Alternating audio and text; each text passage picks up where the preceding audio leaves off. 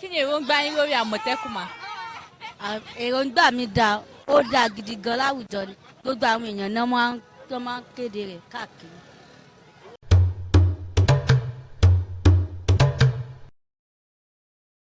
So what is your opinion regarding Amotekun? Yes, it's very important for Amotekun. I myself, I support Amotekun because what we are seeing for Nigeria now, we are not safe.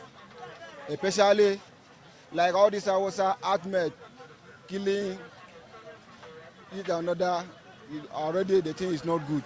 It's better we stand for ourselves and fight for ourselves, protect ourselves.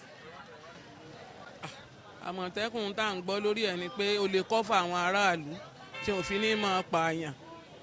Èròǹgbà wa ni pé kọ́lọ́run ó jẹ́ ó ṣeé ṣe kọ́kàn àwọn èèyàn ó lè ṣèèfù lọ́wọ́ àwọn tí wọ́n ń pànìyàn yín. Èròǹgbà gbogbo wa dà kí wọ́n bá wa gbé kalẹ̀ náà ni kí ètò ààbò kó lè bá wà òkè dáadáa.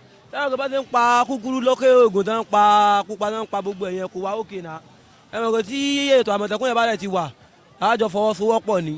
So òpá àwọn Fúlàní yẹn bí wọ́n ṣe ń dá àwọn àgbẹ̀ láàmú Àmọ̀tẹ́kùn náà wọ́n ó ṣe assist wa láti máa dì pẹ̀lú wọn.